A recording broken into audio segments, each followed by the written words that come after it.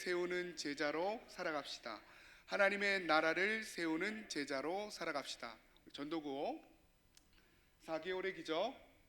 영혼 구원은 하나님의 뜻이요 우리의 행복입니다. 영혼 구원 나가면 있고 안 나가면 없습니다.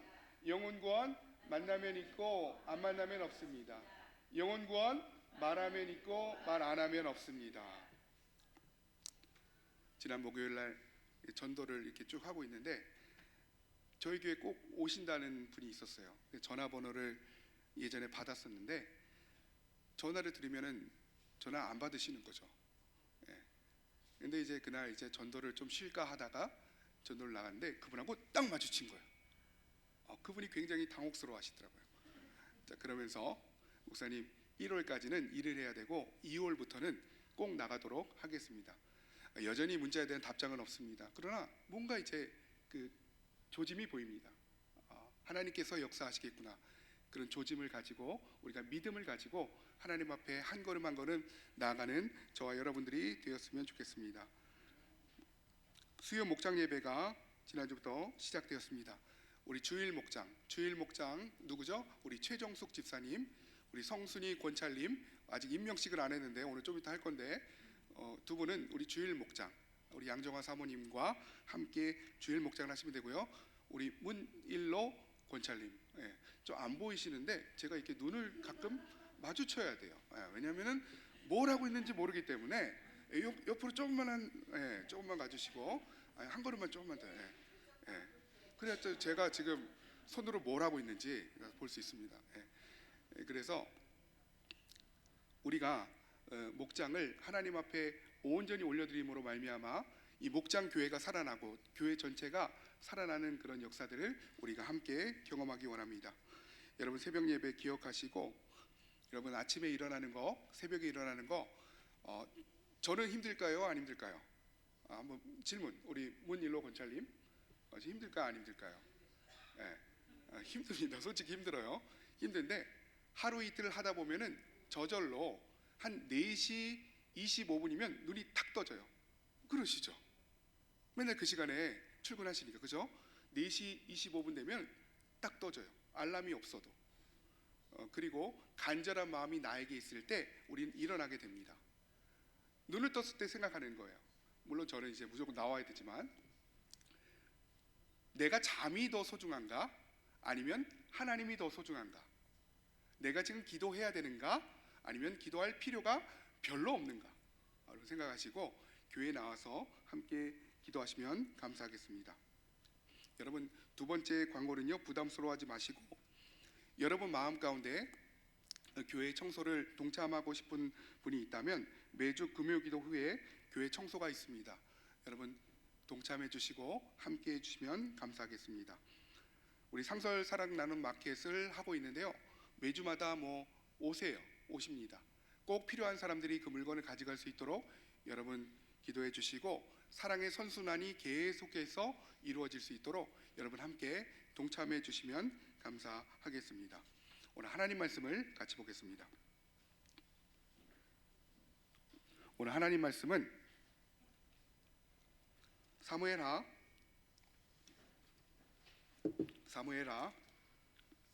6장 사무엘하 6장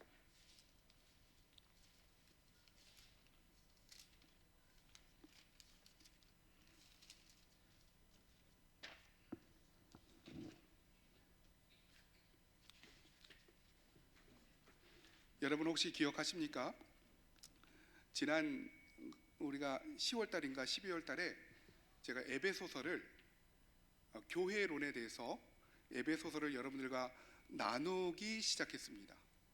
그래서 한번 그 에베소서를 여러분 가운데 강해를 하는데 제가 어떤 분에게는 말씀드렸는데 튕겨져 나오는 느낌이 들었습니다. 튕겨져 나오는 느낌이 들었어요. 제가 설교를 해보면은 튕겨져 나오는 느낌이 있습니다. 모르겠습니다. 아직까지는 교회에 대한 생각보다 내 삶의 문제가 더 크신 분들이 많이 있는 것 같아요. 그래서 목사가 속도를 조금 늦추고 교회로는 좀 나중에 하고 우리가 다음 주부터는 사무엘상 여러분, 제가 왜 사무엘상을 선택했을까요? 아시는 분 아시죠? 굉장히 재미난 이야기들이 많이 있습니다. 그래서 사무엘상을 통하여서 우리의 믿음을 어떻게 지켜나가야 되는지 우리가 함께 보기 원한데요. 오늘은 사무엘하.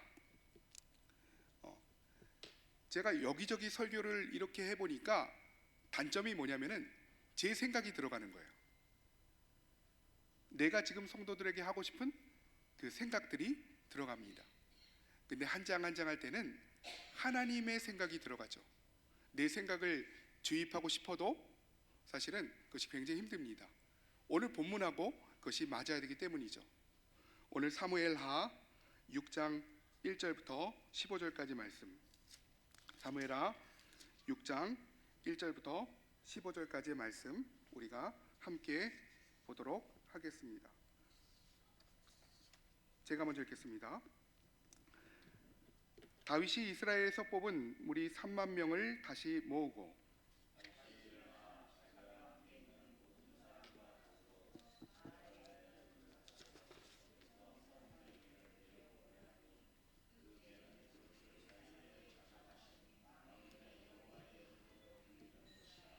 우리 조금만 더 크게 우리가 한 목소리로 읽겠습니다.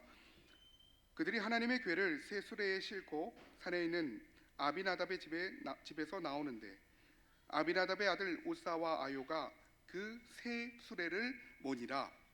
그들이 싣고 나올 때에 아요는 다윗과 이스라엘 온 족속은 잣나무로 만든 여러 가지 악기와 수금과 비파와 소고와 양금과 제금으로 여호와 앞에서 연주하더라. 소들이 띠므로 우사가 손을 들어 하나님의 궤를 붙들었더니 여호와 하나님이 우사가 잘못함으로 말미암아 진노하사 그를 그곳에서 치시니 그가 거기 하나님 궤 곁에 죽은지라. 여호와 우사를 치심으로 다윗이 분하여 그것을 베레스 우사라 부르니 다윗이 그날에 여호와를 두려워하여 이르되 여호와의 궤가 어찌 내게 오리요 하고 여호와의 궤를 옮겨 다윗 성 자기에게로 메어가기를 가드 사람 오베데돔의 집으로 메어가. 여호와의 궤가 가드 사람 오베데돔의 집에 석 달을 있었는데 여호와께서 오베데돔과 그의 온 집에 복을 주시니라.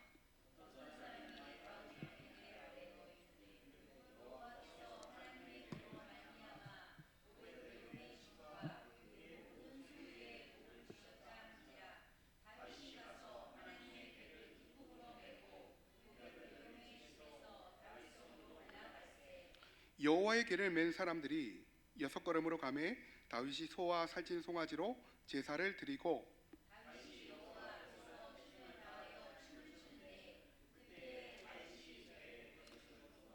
우리 한 목소리로 15절 같이 읽습니다. 시작. 다윗과 온 이스라엘 족속이 즐거이 환호하며 나팔을 불고 여호와의 궤를 아멘. 우리 시간에 잠시 기도하실 때 하나님 오늘 나에게 말씀을 허락하여 주시옵소서. 겸손한 마음으로 우리가 주의 말씀을 받기 원합니다. 하나님의 음성 듣는 시간 될 수 있도록 인도하시고 지금 나에게 하나님이 어떤 말씀을 하시는가 집중하는 시간 될 수 있도록 하나님 역사하여 주시옵소서. 우리 주여 세 번의 주과 기도합니다. 주여 주여 주여. 살아계신 아버지 하나님 감사합니다. 하나님 귀한 은혜로 하나님 우리를 붙드시고 하나님 인도하여 주시니 감사합니다. 하나님 오늘 말씀 가운데 우리에게 임하여 주시옵소서. 하나님의 말씀을 듣고 우리가 순종하며 나가는 이 시간 될 수 있도록 우리가 나가는 이 시간 되어지기 원합니다. 하나님의 만지심 앞에 나가는 시간 되기 원합니다. 이 시간에 우리 성도들과 목사를 불쌍히 여겨주시고 하나님 그 음성이 그대로 전달될 수 있도록 하나님 저에게 주셨던 그 마음들이 그대로 전달될 수 있도록 아버지 하나님 도와주시옵소서. 하나님 인간의 연약함으로 말미암아 전달되지 않는 일들이 없게 하시고 하나님 아버지 한 성도 한 성도 그 마음으로 하나님의 말씀을 받고 하나님 앞에 나가는 귀한 은혜의 시간 될 수 있도록 아버지 하나님 도와주시옵소서. 거룩한 하나님의 영으로 붙들어 주시고 하나님 인도하여 주시길 간절히 소망합니다. 아버지 하나님 감사하여 주시옵소서. 우리 마음을 하나님 앞에 올려드리며 나갑니다. 거룩한 하나님 우리를 붙잡아 주시옵소서. 이 시간 간절한 마음으로 하나님 앞에 나갈 때 하나님 우리 가운데 말씀이 들리게 하시고 하나님 온전히 하나님의 뜻을 구별하는 시간 될 수 있도록 인도하여 주시옵소서. 거룩한 아버지 하나님, 무엇보다 목사와 이 양들을 불쌍히 여겨 주시옵소서. 세상 가운데 살아가는 우리를 불쌍히 여겨 주시고 무엇보다 우리를 살려 주시옵소서. 하나님 없이 살아갈 수 없는 우리가 하나님을 만나 하나님의 은혜 가운데 살아가고 있습니다. 하나님 우리를 살려주시고 더 큰 은혜와 축복이 우리 삶 가운데 넘쳐나는 그런 기회가 될 수 있는 예배가 되게 하여 주시옵소서. 감사합니다. 예수님의 이름으로 간절히 기도합니다. 아멘. 우리 오늘 못 나오신 분들을 위해서 우리 녹화를 부탁드리도록 하겠습니다.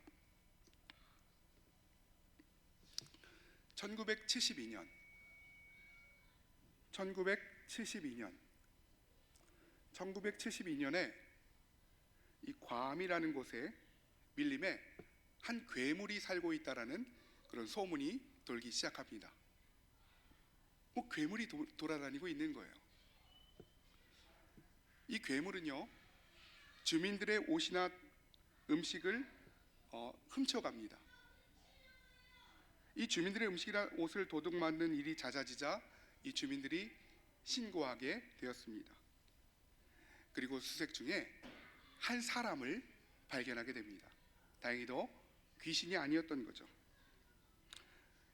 그 사람은 바로 일본인 폐잔병인 요코이라는 사람이었습니다. 그는 일본이 패전했다는 소식을 듣지 못한 채 무려 28년 동안이나 높이는 1m, 그 다음에 가로로는 3m 그 동굴 안에 그 소식을 듣지 못한 채 갇혀 있었다는 것입니다. 여러분, 이 사건은 당시 전 세계를 떠들썩하게 했습니다. 그가 숨어 지내던 그 동굴에는 요코이 동굴이라는 이름이 붙여지게 됩니다.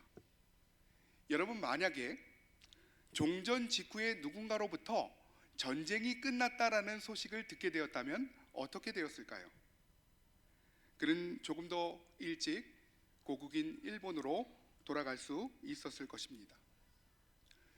여러분, 이 일이 얼마나 안타깝습니까? 전쟁이 끝났는데 끝났다는 소식을 듣지 못해서 무려 28년 동안 그 작은 공간에 갇혀 있었다는 것입니다. 여러분, 그런데 이와 비슷한 일이 오늘 우리 주변에도 많이 일어나고 있습니다. 예수님의 복음을 모르고 아직 죄의 동굴에서 헤매는 사람들이 우리 주변에 너무도 많이 있다라는 것입니다. 우리가 사명감을 가지고 복음을 전하지 않는다면 그들은 그 동굴에 갇힌 채 아마도 평생을 살아가게 될 것입니다. 그래서 우리는 영적인 요코이들에게 우리는 복음을 전하는 사명을 가지고 살아가야 되는 것이죠. 자, 그런데 이 요코에게는 남아있는 문제가 한 가지가 있었습니다. 오랫동안 동굴에 갇혀 있다 보니 나왔음에도 불구하고 두려움과 불안함 가운데 그는 늘 사로잡혀 하루하루를 살아가게 되었다는 것입니다. 그래서 그는 그 트라우마를 이겨내기 위해서 자신이 28년 동안이나 누워 있었던 그 현장에 찾아갑니다. 내가 어떤 현장에 있었지? 내가 어디 있었지? 지금은 내가 자유롭게 살아가지만 내가 어디 있었지? 그 현장에 찾아가게 됩니다. 그제서야 그는 그 공간이 얼마나 비참한 공간이었는지, 얼마나 절망적인 공간이었는지를 그는 비로소 깨닫게 되었다는 것입니다. 그리고 그의 악몽도 끝나게 되었다는 것이죠. 여러분, 오늘날 많은 사람들이 이와 비슷한 영적인 침체를 겪으며 살아가고 있습니다. 자신의 삶이 얼마나 비참한지, 자신이 얼마나 노예 같은 삶을 살아가는지 모른 채 살아가고 있다는 것입니다. 무엇인가 사로잡혀 하루하루를 살아가고 있는 거죠. 여러분, 더 놀라운 것은요, 예수님을 믿고 은혜 가운데 복음 안으로 들어왔음에도 불구하고 자꾸만 죄를 따라가는 거예요. 예전의 삶을 따라가고 싶은 것입니다. 그 동굴에서 나왔음에도 불구하고 자꾸만 그 동굴로 들어가고 싶은 그 습성들이 우리 가운데 너무도 많이 있다는 것입니다. 여러분, 그래서 우리는 예배를 통해서 우리의 비참하고 노예 같은 인생을 하나님께 내어 맡기는 것. 우리가 시간이 많아서 우리가 예배에 나온 것이 아니라 예배를 통해서 우리 자신을 하나님 앞에 내어 맡기는 것입니다. 내 인생의 주인은 하나님이십니다. 나를 통치하는 분은 하나님이십니다라는 고백을 우리가 예배 가운데 하며 살아가게 된다는 것입니다.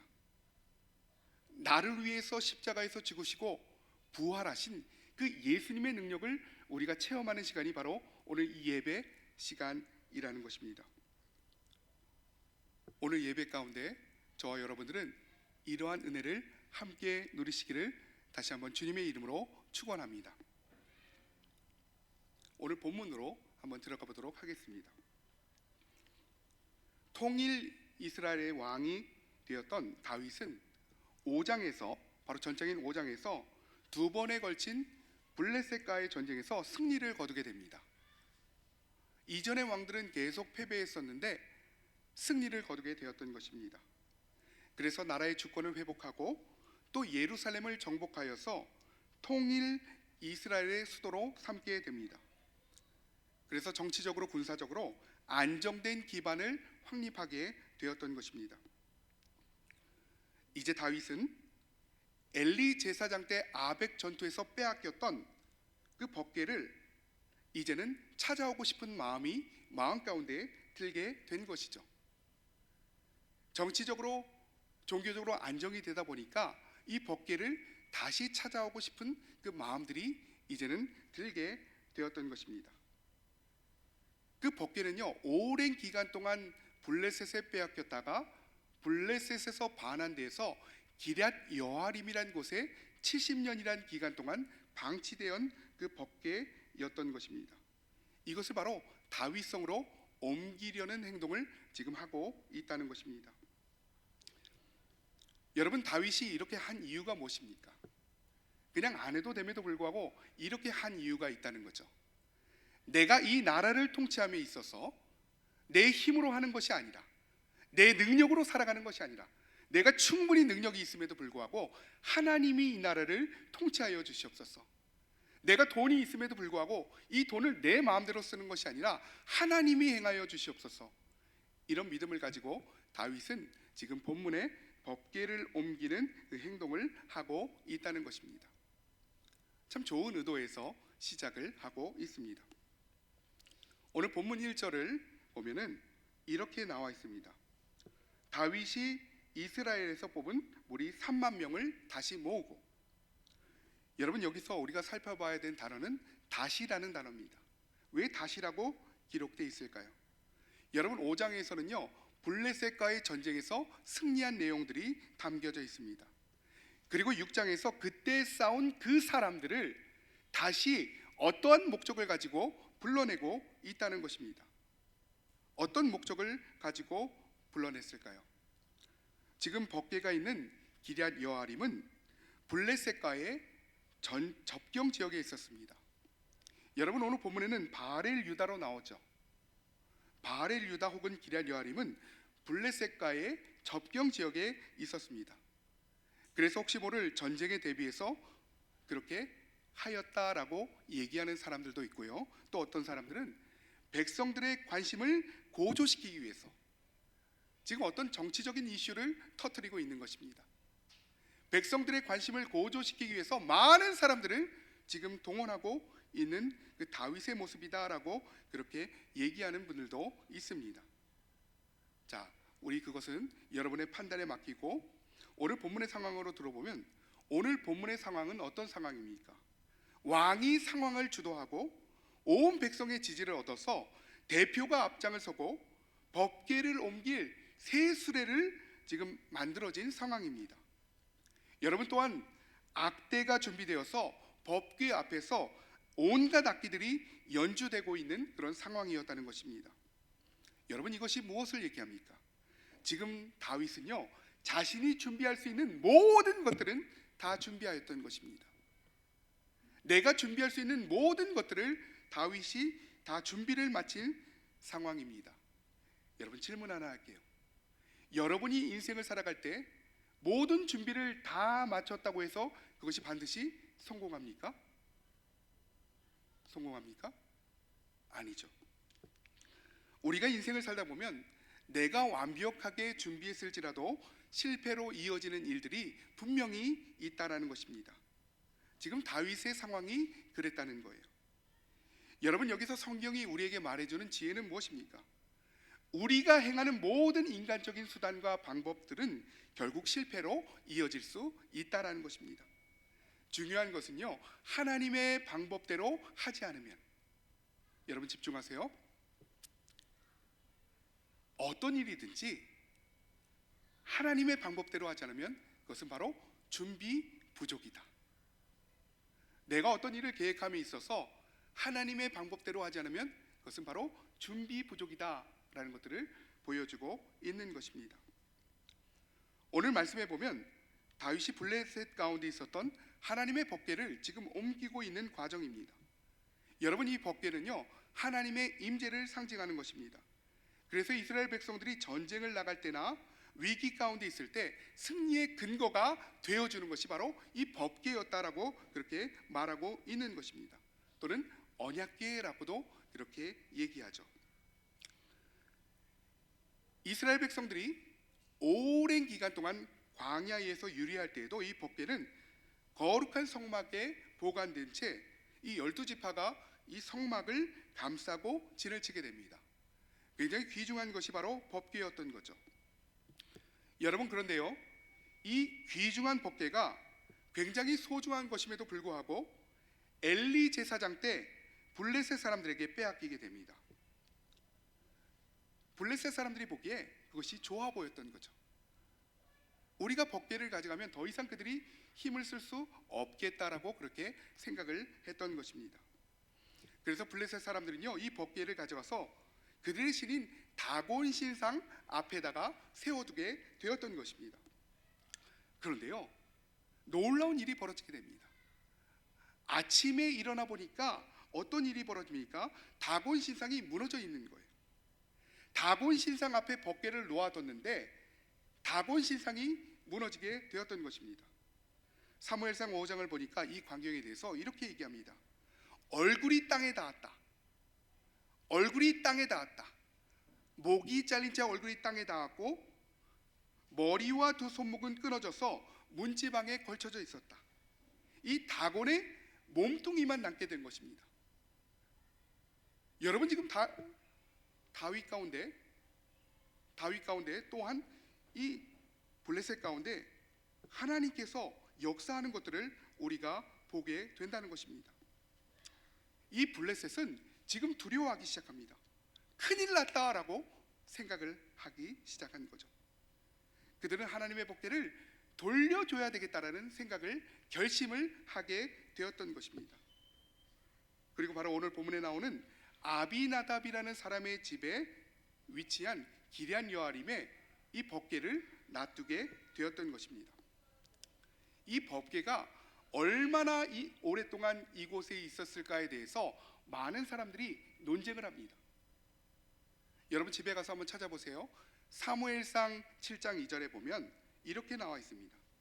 법궤가 기럇 여아림에 들어간 날로부터 20년 동안 오래 있은지라. 그래서 사람들이 이렇게 얘기하죠. 20년 동안 법궤가 방치되었다. 아닙니다. 여러분, 이때가 어떤 때죠? 사무엘상 7장 2절의 때는요, 사무엘의 때예요. 사무엘 다음에 사울이 왕이 됩니다. 사울의 통치 기간이 몇 년이죠? 40년이에요. 기본이 60년이 지났다는 것입니다. 그리고 다윗이 헤브론에서 통치한 기간이 10년입니다. 10년 가까이 됩니다. 그럼 합치면 몇 년이에요? 70년이라는 기간 동안 이 법궤가 그곳에 방치되어 있었다는 것들을 우리는 알게 되는 것입니다. 여러분, 제가 말씀드린 내용을 한번 집에 가서 찾아보시기 바랍니다. 그리고 다윗이 지금 이 법궤를 다시금 다윗성으로 옮기는 행동들을 지금 하고 있는 것입니다. 오늘 말씀을 통해서 우리가 중요한 몇 가지 적용점들을 함께 찾아보기 원합니다. 먼저 첫 번째로 익숙함을 버리고 기대감으로 하나님을 예배하라는 것입니다. 뭐라고요? 익숙함을 버리고 기대감으로 하나님을 예배하라. 우리 다 같이 한번 허리를 세우고, 예전에 어떤 드라마를 제가 우연히 봤는데, 그 드라마를 본 게 아니라 잠깐 쇼츠로 우연히 봤는데 목사님이 설교하고 있어요. 어떤 사람이 갑자기 소리를 듣더니 목사님 할 얘기가 있습니다 그러는 거예요. 목사님이 어떤 말씀을 하기 원하십니까? 이렇게 얘기하는 거예요. 그 사람이 이렇게 얘기하는 거죠. 목사님 설교 시간이 너무 깁니다 이렇게 얘기하는 거예요. 그 사람이 요구한 것은 찬양 시간과 모든 시간을 통틀어서 1시간 안에 끝내달라고 그렇게 요구합니다. 여러분, 우리가 평소에 영적인 것을 하지 않다가 예배를 드리는 것이 쉽지 않을 수가 있습니다. 그러나 이 시간만큼은 하나님 앞에 예배하는 저와 여러분이 되었으면 좋겠습니다. 우리 다 같이 한번 따라해 볼까요? 익숙함을 버리고, 시작. 익숙함을 버리고 기대감으로 하나님을 예배하라. 다 같이 시작. 익숙함을 버리고. 여러분, 성경을 보면 하나님이 진짜 너무한다, 사랑의 하나님이 너무 잔인하다 라고 느껴지는 구절들이 종종 있습니다. 오늘 본문의 말씀이 바로 그 구절인 것입니다. 여러분, 지금 본문에 나오는 우사라는 사람은 하나님의 법궤를 옮기다가 떨어질까봐 걱정이 되어서 붙잡았어요. 그 조바심을 가지고 떨어질까봐 붙잡았습니다. 근데 하나님이 노하셔서 죽인 사건이 바로 오늘 본문의 사건이라는 것입니다. 여러분, 하나님의 의도가 과연 무엇일까요? 다른 것도 안 하고 하나님의 일을 했어요. 열심히 그 일을 했습니다. 그런데 하나님이 죽이셨다는 거예요. 여러분, 여기서 우리가 생각해 봐야 되는 것이 있습니다. 우리가 열심히 시간을 들여서 교회 일을 하는 것과 하나님의 뜻은 다를 수도 있다는 것입니다. 우리가 열심히 종교 생활을 하는 것과 하나님의 뜻은 다를 수도 있다는 것입니다. 내가 교회에 나와서 예배를 드린다는 것이 구원을 보장할 수는 없다라는 것들을 우리가 알게 되는 것이죠. 오늘 본문이 그것들을 얘기해주고 있습니다. 오늘 본문 3절을 같이 한번 읽어보도록 하겠습니다. 시작. 그들이 하나님의 교회를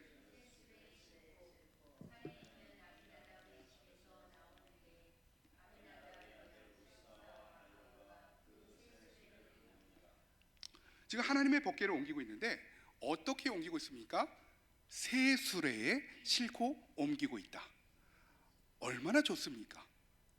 수레가 있는데 새 수레에 싣고 옮기고 있는 거예요. 여러분, 지금 법궤가 옮겨지는 현장을 머릿속에 한번 그려봅니다. 여러분, 우리가 상상 별로 안 하죠. 상상을 별로 안 하면 치매 걸립니다. 우리 상상을 한번 해보죠. 그 현장을 한번 상상해 보도록 하겠습니다. 여러분, 법궤가 지금 옮겨지는 현장은 하실 말씀 있으세요? 법궤라는 것은 상자예요. 네모난 상자. 네모난 상자. 그 하나님의 법궤 안에는 몇 가지가 들어 있습니다. 아론의 쌍난 지팡이, 만나, 그리고 십계명이 들어 있죠. 그 하나님의 법궤는 하나님의 말씀을 상징해요. 이스라엘 백성 안에서 이스라엘 백성들을 온전히 통치하였던 것이 바로 하나님의 법궤다. 생명보다 더 소중하게 여겼던 것이 바로 하나님의 법궤인 것입니다. 이 법궤가 옮겨지는 현장을 한번 상상해 보기 바랍니다. 여러분, 지금 가파른 산길을 막 내려가고 있습니다.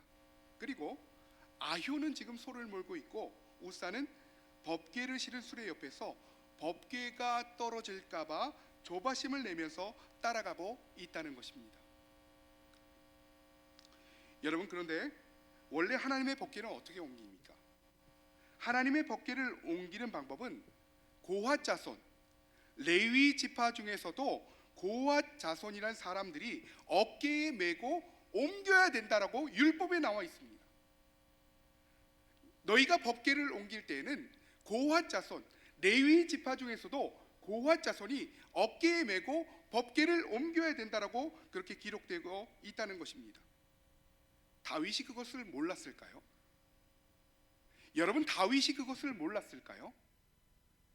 오늘 본문으로 한번 가보죠. 2절 말씀을 보면은 한번 2절 말씀을 같이 한번 읽어보도록 하겠습니다. 2절 시작.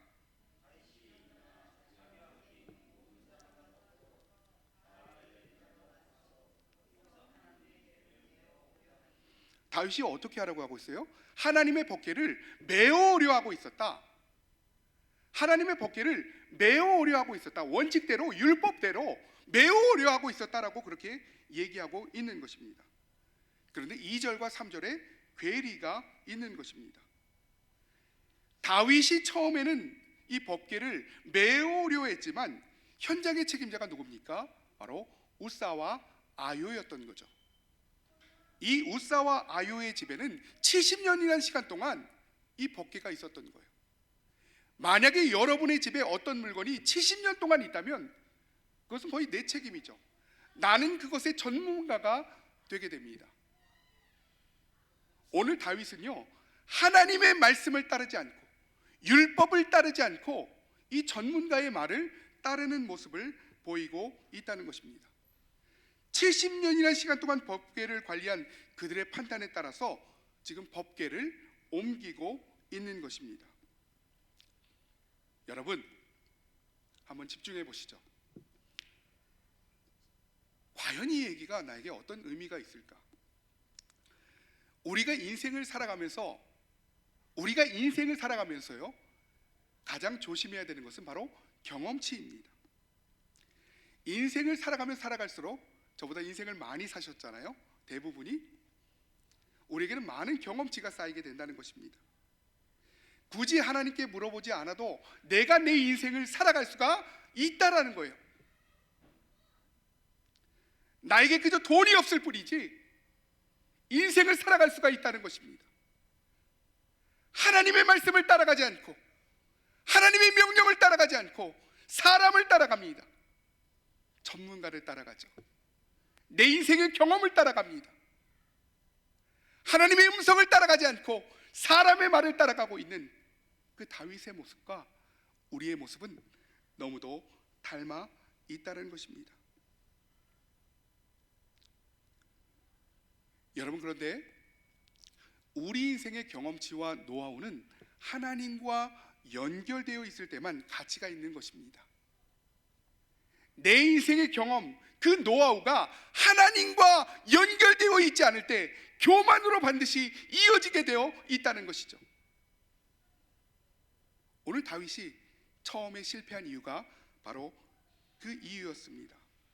여러분, 결국 우사는 하나님의 심판에 의해서 괴의 옆에서 어떻게 됩니까? 죽음을 맞이하게 되었던 것입니다.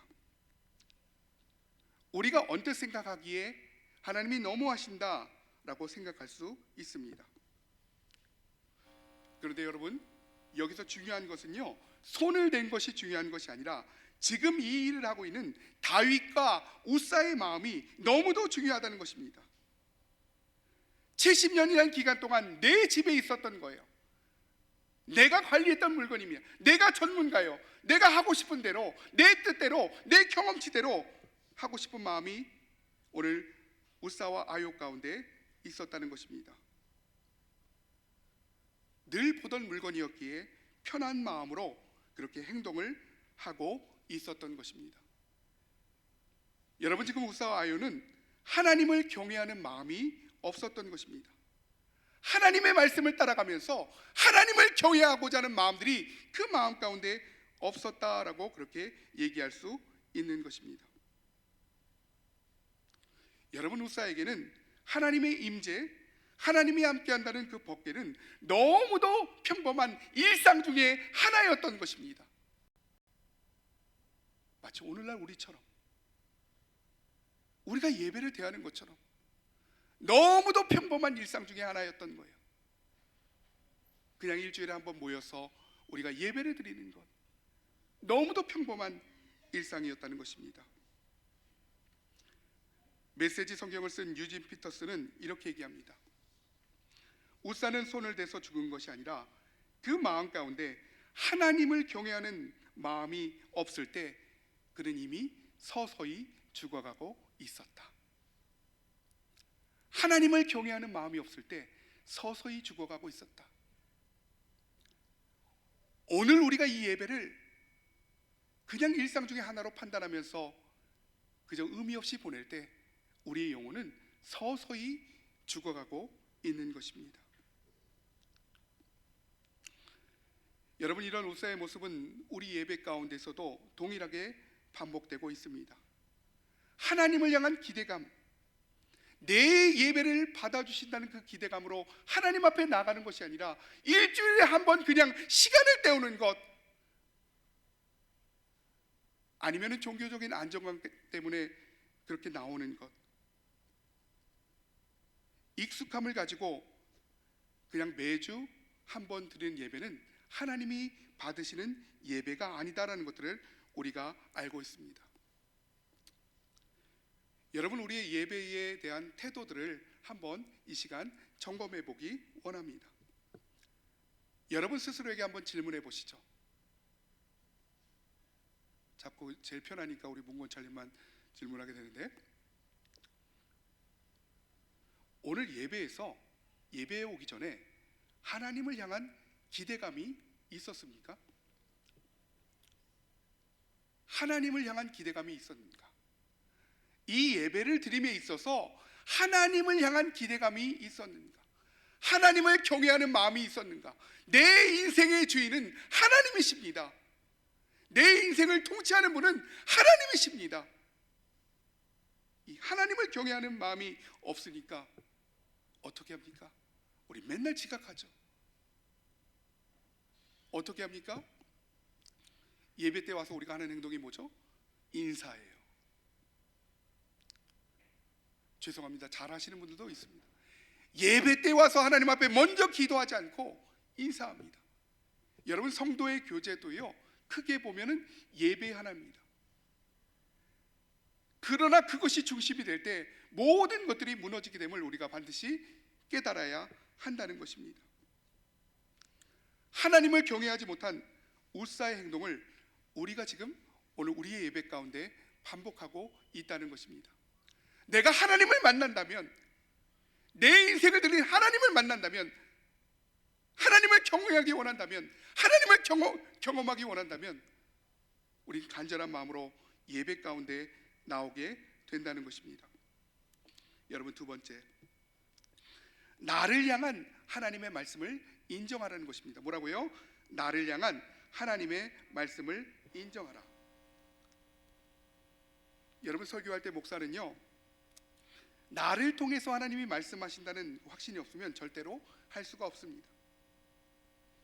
여러분, 예배의 시작은 바로 하나님께서 지금 인간 목회자를 통해서 나에게 직접 말씀하신다, 다른 사람이 아니라 나에게 직접 말씀하신다 라는 것을 인정하는 것에서부터 시작이 되게 됩니다. 오늘 저와 여러분들은 예배를 어떻게 드리고 있습니까? 어떤 기대감으로 예배 가운데 나오고 있습니까? 하나님의 말씀이 선포되었음에도 불구하고 여전히 나를 인정하지 못하고, 내 현실을 인정하지 못하고 내 좋은 대로 살아가고 있는 우리들의 모습 가운데 오늘 하나님이 말씀하고 있다는 것입니다. 오늘 우사를 향한 하나님의 말씀과 다윗을 향한 하나님의 말씀이 있습니다. 오늘 6절을 보면은 오늘 우사의 모습이 기록되어 있죠. 6절 말씀 같이 한번 읽어보도록 하겠습니다. 시작.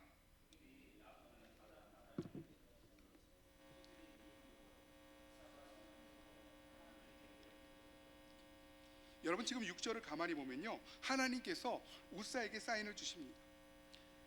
지금 하나님의 법궤를 수레에 싣고 조심히 움직이고 있는데 갑자기 얌전한 소들이 막 뛰기 시작한다는 거예요.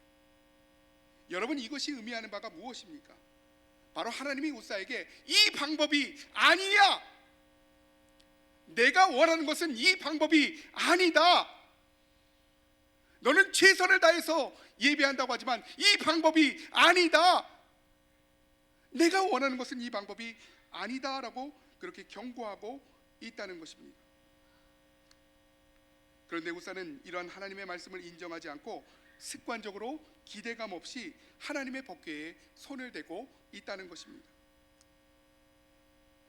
여러분, 우사의 이름의 뜻이 무엇인지 아세요? 바로 고집, 강함이란 뜻입니다. 아직도 내 고집이 있는 거예요. 아직도 내 강함이 있는 거예요. 하나님께서 분명히 말씀하심에도 불구하고 내 고집대로 살아갑니다. 내가 너무 강한 거예요. 그래서 하나님께서 우사를 친 곳의 이름이 바로 베레스 우사다. 하나님께서 지금 하신 것은요, 그의 고집과 강함을 하나님이 치셨다. 내 고집과 강함을 하나님이 치셨다라는 것들을 얘기해주고 있는 것입니다.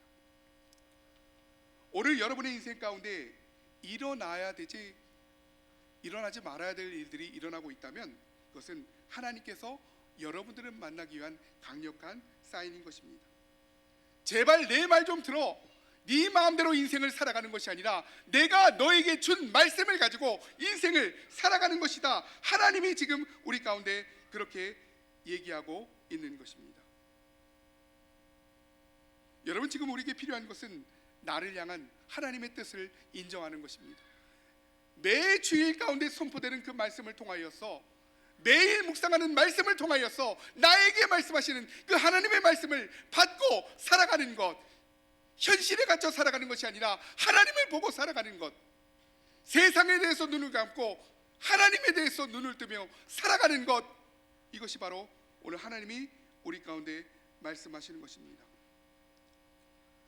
그렇다면 다윗을 향한 하나님의 뜻은 무엇이었습니까? 여러분, 처음 다윗은 분함과 두려움 가운데 있었습니다. 여러분, 우리가 어떨 때 분하죠? 어떨 때 우리가 두렵습니까?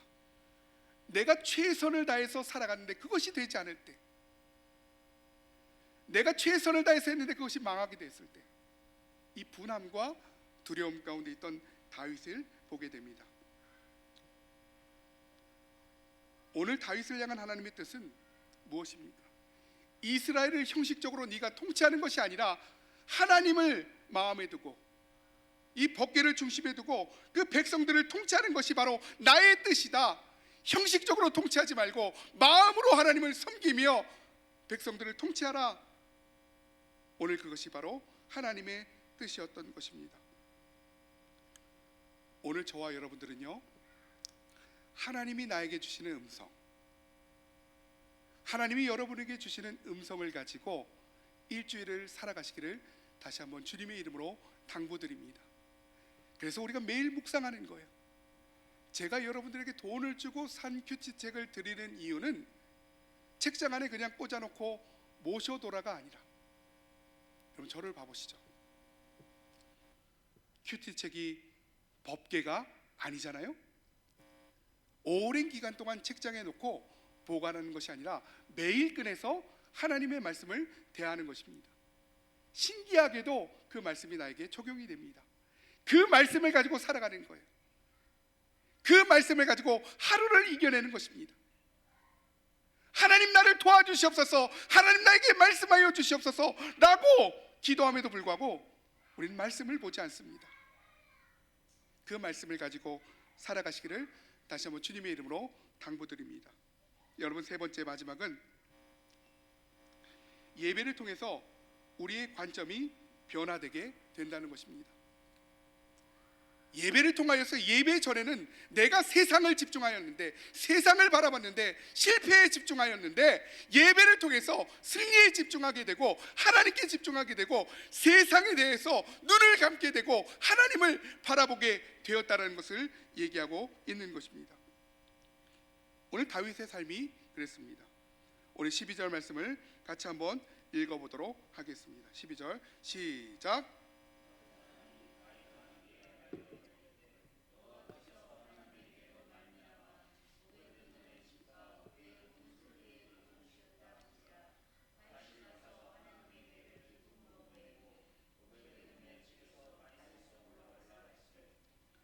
오늘 본문 12절 하반절에 보니까 다윗이 가서 하나님의 궤를 분한과 두려움 가운데 있었던, 하나님에 대해서 실망하였던 그 다윗이 기쁨으로 궤를 메고 오베데돔의 집에 다윗성에 올라가고 있는 모습을 보이고 있는 것입니다.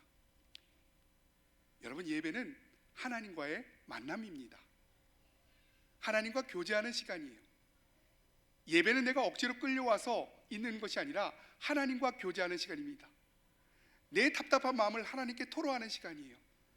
내 인생의 주인은 하나님이십니다 라는 고백을 하는 시간이 바로 예배 시간이라는 것입니다. 우리가 진정으로 예배할 때 우리가 두 가지를 경험하게 됩니다. 첫 번째는 삶의 우선순위가 제자리로 돌아오게 된다는 것입니다. 엉망진창입니다. 내가 뭐를 해야 될지 모르는 삶을 살아가고 있는데 예배를 통하여서 삶의 우선순위를 정하게 된다는 것입니다. 제가 한 이상한 분을 보았어요. 어떤 분이 365일 다이어트를 합니다. 늘 다이어트를 한다고 그렇게 얘기해요. 그런데 매일마다 야식을 시켜 먹고 있다는 거죠.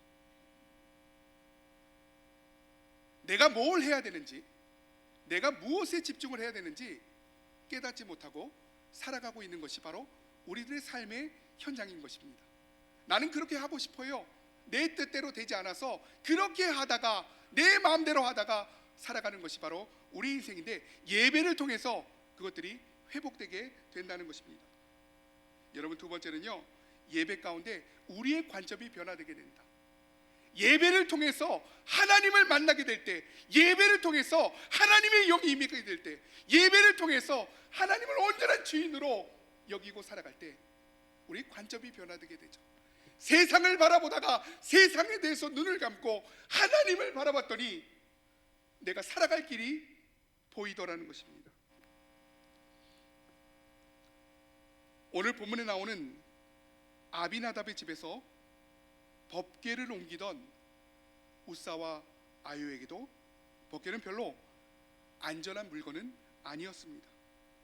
그런데 이 법궤가 오베데돔이라는 사람의 집에 가니 그것이 축복의 통로가 되었다. 오늘 성경을 보니까요, 여호와께서 오베데돔과 그의 온 집에 복을 주셨다라고 그렇게 쓰여져 있었습니다. 다윗이 겁이 나서 그곳에 잠시 맡겨놨는데 하나님이 지금 사인을 보내고 있다는 것입니다. 그런데 다윗이 놀라운 것은 그것이 바로 하나님의 사인이라는 것을 알아채게 되었던 것입니다. 하나님의 법궤가 개인의 삶에도 이러한 축복이 된다면 그의 통일왕국 가운데 하나님의 법궤, 즉 하나님의 말씀을 중심에 두고 살아간다면 그것이 얼마나 큰 축복이 되게 됩니다. 형식적으로 내가 말씀으로 살아간다는 것이 아니라 그 말씀을 내 삶의 중심에 두고 살아갈 때 그것이 얼마나 큰 축복이 되겠는가. 오늘 8절과 9절에서의 분함과 두려움으로 가득 찼던 다윗의 관점이 하나님을 향하고 있다는 것입니다. 여러분, 저에게 한번 집중해 주시죠. 어저께 제가 오베데돔을 묵상하다가 생각나는 사람들이 있었습니다. 오베데돔은 자기의 의지로 법궤를 가져간 것이 아닙니다. 어쩔 수 없이 그 법궤를 집으로 들었는데 그의 온 집에 하나님의 복이 내렸다. 그때 제가 떠오르는 것이 바로 오늘 이 사역을 함께하고 있는 여러분들의 모습이었습니다. 여러분, 이 사역은요, 하나님이 분명히 기뻐하는 사역입니다. 여러분의 마음 가운데 거의 대부분이 어쩔 수 없이 그냥 상황이 이렇게 돼서 이곳 가운데 있을 수도 있습니다. 그런데 하나님은 오베데돔을 축복하셨듯이 저와 여러분들을 축복할 준비를 하고 계신다는 것입니다. 마음으로 하나님을 따라가며 마음으로 하나님을 섬기며 이곳의 생활이 만족스럽지 못하고 힘들 때에도 하나님을 바라보며 나갈 때 그 놀라운 축복의 은혜가 저와 여러분 가운데 넘쳐나게 될 것입니다. 세상을 바라보지 말고 하나님을 바라보는 것이 바로 예배의 시작이다. 한 가지 예화만 들고 오늘 말씀을 마치도록 하겠습니다. 제가 요즘 새로 알게 된 온라인 쇼핑몰이 있습니다. 놀라워요. 바로 알리익스프레스라는 중국 쇼핑몰인데요. 다른 곳보다 배송이 엄청 느려요. 주문했다가 배송 조회하면은 한국에 왔다가 다시 중국으로 돌아갑니다. 다시 한국으로 와요. 잊어버리고 있으면은 어느새 물건이 도착을 하게 됩니다. 근데 장점이요, 웬만한 물건은 10,000원 이하로 거의 구입이 가능합니다. 그래서 제가 이것을 우리 연말에 우리 주일학교 아이들 선물 사는데 잘 사용을 했습니다. 여러분, 이 온라인 쇼핑몰의 모 회사인 알리바바라는 기업이 있습니다. 이 기업에 지금은 은퇴하셨는데 마윈이라는 그 창업주가 있습니다. 여러분, 이분이 어떤 세미나에서 사람의 관점 변화에 대해서 설명하면서 이런 얘기를 하였습니다.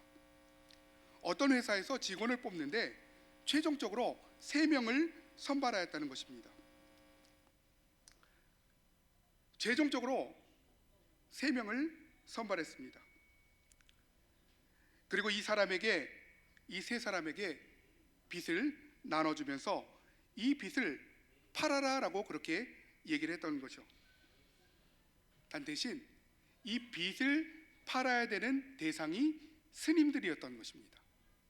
스님들에게 이 빚을 팔아라.